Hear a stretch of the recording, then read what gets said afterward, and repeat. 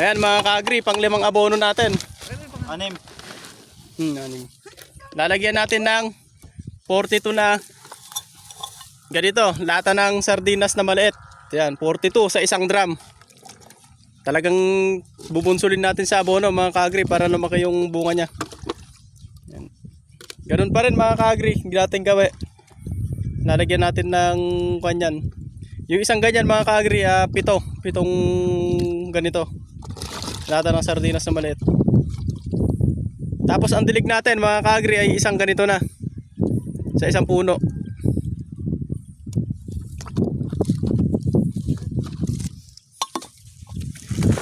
Pakita nga yun doon, yung laman ng drum.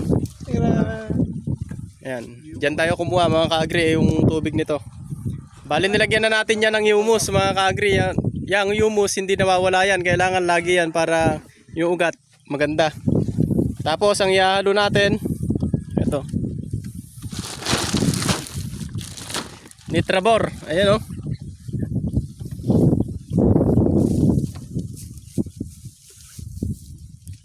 Para lumaki mga ka-agri yung bunga. Tapos yung boron para hindi niya ilaglag yung bulaklak ay yung mga bunga niya.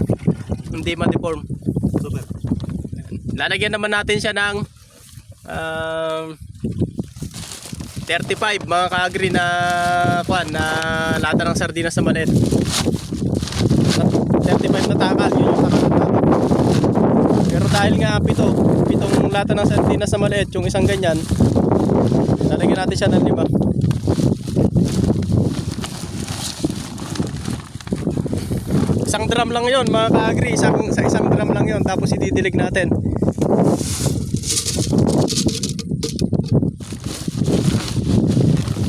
Kasi yung bunga niya mga ka-agri malalaki na. Ayun o. Tapos para masuportahan din yung bunga na yan.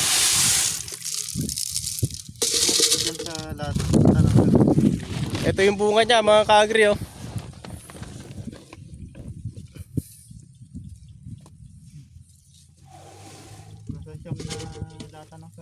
Yan, ganyan sa karaming mabunga. Kaya kailangan na mapalaki natin ng gusto yung kanyang tawag dito. Yung kanyang bunga. Kaya nilalakasan na rin natin yung yung abono. Ilan na yan? Pang ilan na? Tinatakalan natin. Pinagpapatakal tayo kay Super yabang.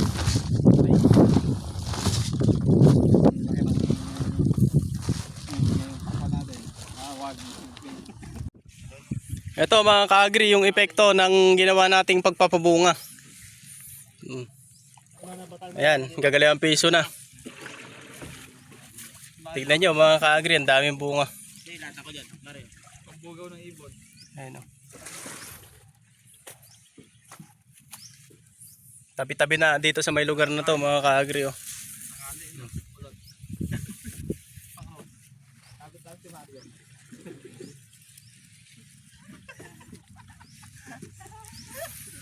Yan, dito sa gawin na to, tingnan nyo.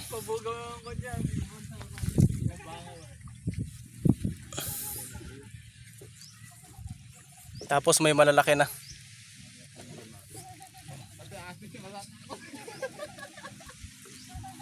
Ayan, marami ng bunga mga ka-agri. Tapos ipapakita ko sa inyo mga ka-agri yung ginawa nating pagpapabunga. Ito yung sinasabi ko, yung meron siyang, eto may 3 siyang sanga.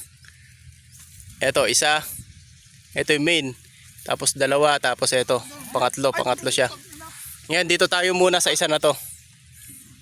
Ayan. Sundan natin siya. Ayan, meron siyang bunga. Isa. Tapos dito naman tayo sa main. Ayan, yung main na yan, sundan natin siya. Ayan, yung main. Ito, yung main niya.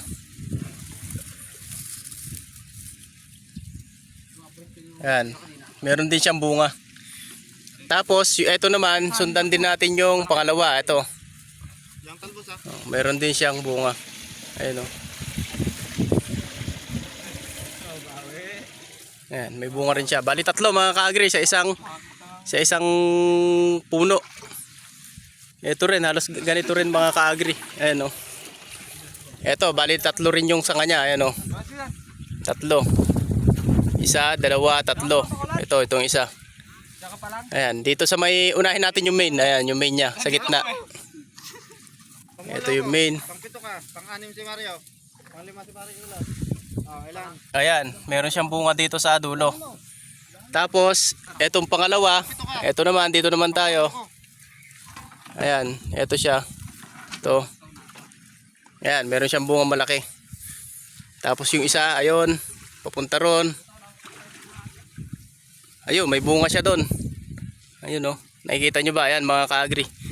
So maganda mga ka-agri yung ginawa nating proseso ng pag-abono.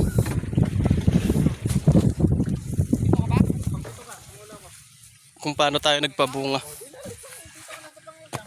Putik. Ayun oh, mga ka-agri, tabi-tabi.